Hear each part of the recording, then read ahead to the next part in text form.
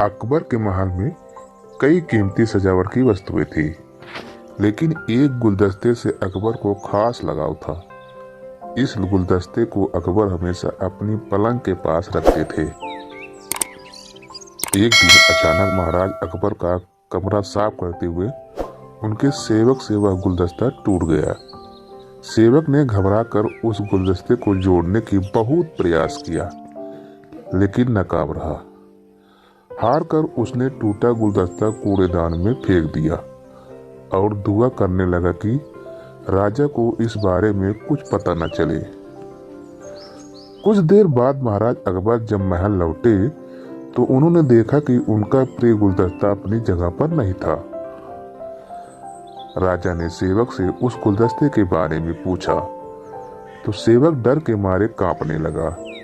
सेवक को जल्दी में कोई अच्छा बहाना नहीं सूझा तो उसने कहा कि महाराज, उस गुलदस्ते को मैं अपने घर ले गया हूं ताकि अच्छे से साफ कर सकूं।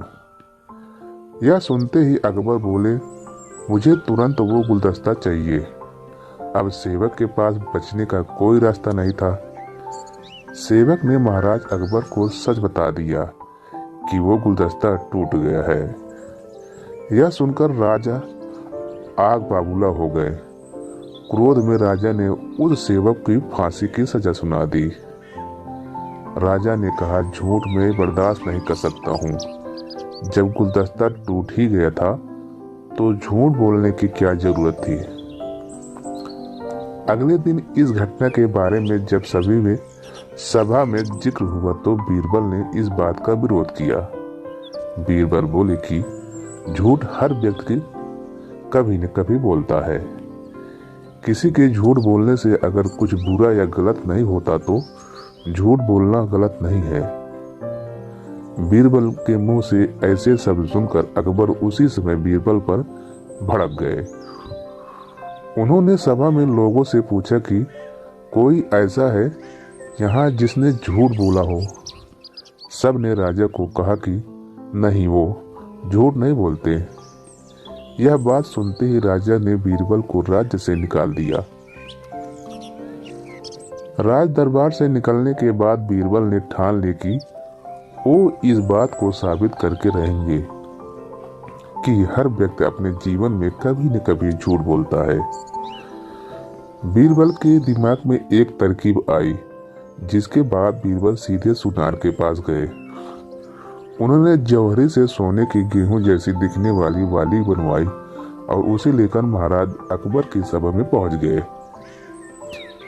अकबर ने जैसे ही बीरबल की सभा में देखा तो पूछा कि अब तुम यहाँ क्यों आए हो। बीरबल बोले, जहाँपना, आज ऐसा चमत्कार होगा जो किसी ने कभी नहीं देखा होगा। बस आपको मेरी पूरी बात सुननी होगी। राजा अकबर और सभी सभापतियों की जिज्ञासा बढ़ गई और राजा ने बीरबल को अपनी बात कहने की अनुमति दे दी। बीरबल बोले, आज मुझे रास्ते में एक सिद्ध पुरुष के दर्शन हुए। उन्होंने मुझे यह सोने से बनी गेहूं की बाली दी है और कहा कि इसे जिस भी खेत में लगाओगे वहां सोने की फसल उगेगी। अब इसे लगाने के लिए मुझे आपके राज्य में थोड़ी सी जमीन चाहिए। राजा ने कहा, यह तो बहुत अच्छी बात है, चलो हम तुम्हें जमीन दिला देते हैं। अब बीरबल कहने लगे कि मैं चाहता हूं कि पूरा राज दरबार यह चमत्कार देखे। बीरबल की बात मानते हुए पूरा राज दरबार खेत की ओर चल दिया। खेत में पहुंचकर बीरबल ने कहा कि इस सोने से बनी गेहूं की बाली से फसल तभी उगेगी जब उसे ऐसा व्यक्ति लगाए जिसने जीवन में कभी झूठ बोला न हो।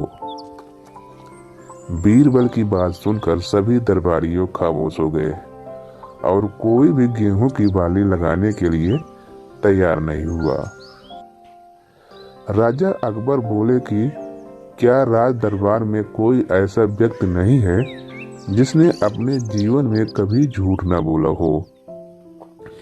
सभी खामोश थे। बीरबल बोले, जहाँपना, अब आप ही इस बाली को खेत में रोक दीजिए। बीरबल की बात सुनकर महाराज का सिर नीचा हो गया और झुक गया और उन्होंने कहा कि बचपन में मैंने बहुत झूठ बोले हैं, तो मैं इसे कैसे लगा सकता हूँ। इतना कहते ही बादशाह अकबर को यह बात समझ आ गई कि बीरबल सही कह रहे थे कि इस दुनिया में कभी न कभी सभी झूठ बोलते हैं। इस बात का एहसास होते ही अकबर उस सेवक की फांसी की सजा को रोक देते हैं। कहानी का सीख, बिना सोचे समझे किसी को बड़ा दंड नहीं देना चाहिए। हर काम को सोच विचार कर ही किया जाना चाहिए। साथ ही एक छोटे से झूठ की वजह से किसी भी व्यक्ति को आकलन भी नहीं किया जाना चाहिए, क्योंकि कुछ परिस्थितियां ऐसी होती हैं कि लोग झूठ बोल देते हैं।